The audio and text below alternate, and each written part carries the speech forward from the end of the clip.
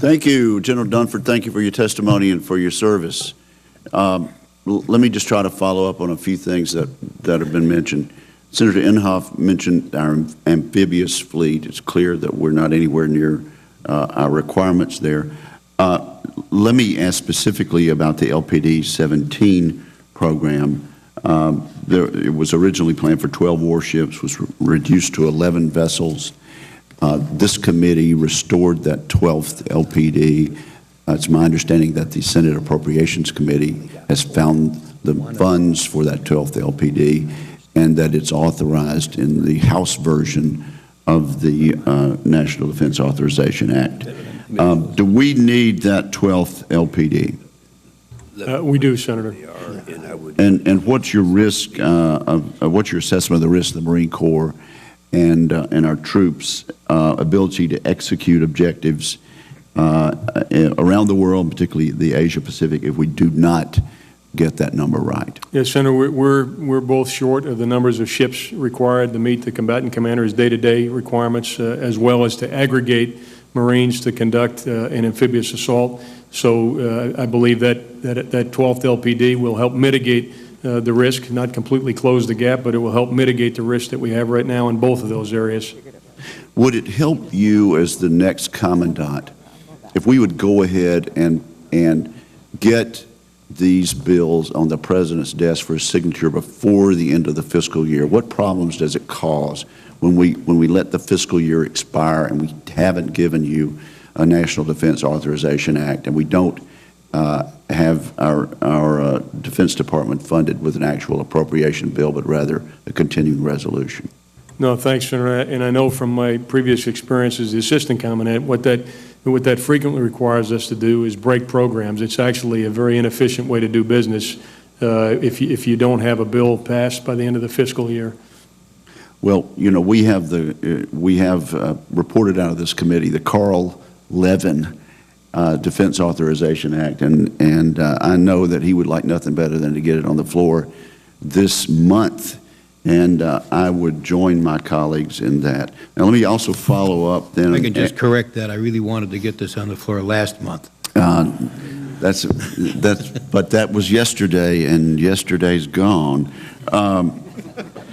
We need to get it done. I think you and the members of this committee are on the same page. I just implored the leadership of this Congress to do whatever's necessary to get these bills on the President's desk in a timely manner. Let me follow up then on the question of the pace of our drawdown. Right now, we have 30,000 U.S. troops in Afghanistan. Is that correct? That's correct, Senator. And another 10,000 from various coalition allies for a total of 40,000. That's correct, Now, Senator. at what pace are we going to get to 9,800? What will it look like at the end of this calendar year? It will be at 9,800 by the end of this calendar year, Senator. So it's going to be a pretty rapid drawdown. It is, and this is the way it was planned so that we could keep the maximum number of forces on the ground throughout the election period as well as through the fighting season in the summer. But as we discussed a while ago, the infrastructure piece is one of the key drivers, and we've been simultaneously working the infrastructure reduction and transition plan throughout the last year. So I'm not at all concerned about the pace of drawdown to get to 9,800. We have a good plan in place, and we'll get there.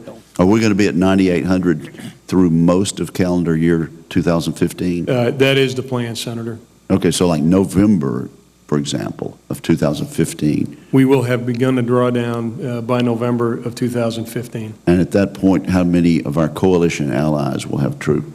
How many coalition allied troops will be with us there? We'll have 4,000 plus or minus that'll be with us in 2015.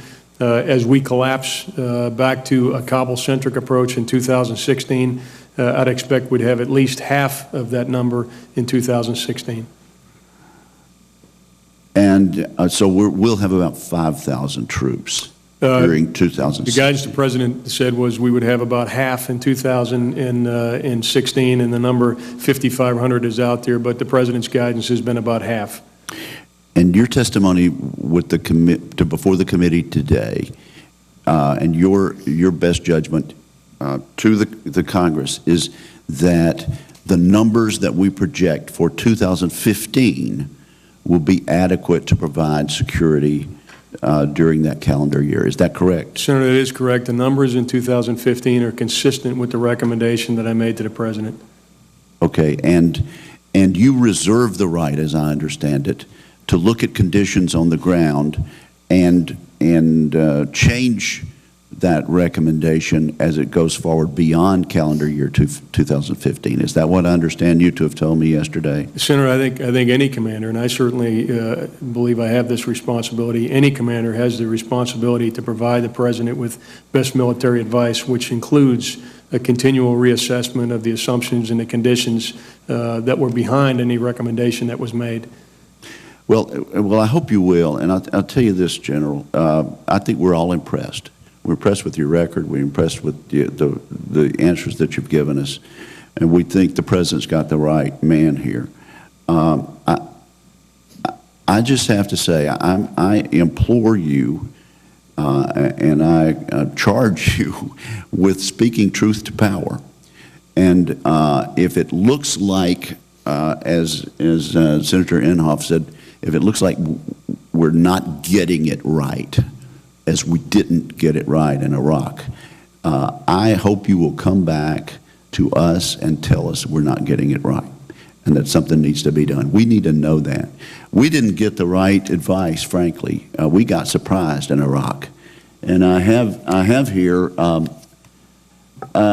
news item, which I think I'll ask to be inserted into the record, Mr. Chairman. It's a statement by General Amos, your predecessor.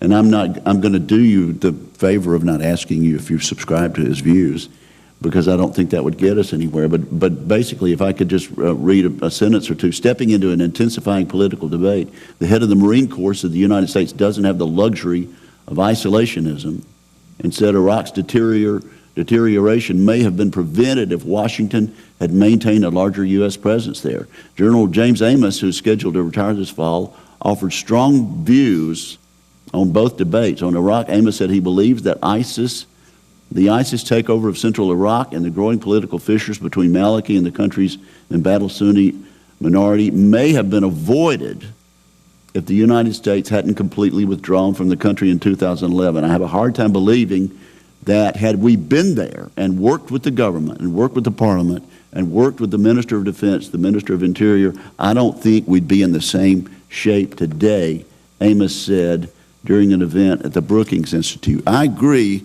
with this distinguished military leader, and it breaks my heart as it breaks the heart of General Amos and other Marines and other troops to see what has happened after all of the blood and sacrifice and treasure the United States has spent. That if we had gotten the correct advice and we had been given a more realistic assessment, this disaster could have been avoided. It's up to people like you to help us understand the ways and means to prevent this type of disaster from happening in Afghanistan. I believe you're the man to do it, but we look to you to come back to us and tell us the truth and give us your best guidance as a military expert on what we need to do to make this situation work in Afghanistan. Thank you, sir. Thank you very much, Senator Wicker, and I join you in feeling a very strong level of confidence that that's exactly what General Dunford would do, and as he has testified this morning, has the obligation to do if the assumptions which have been made don't turn out to be correct. So I join you in that feeling of necessity that we can count on our top military leaders to do just that. And I talked to General Dunford about the same thing in my office, and I thank you for your commentary here today.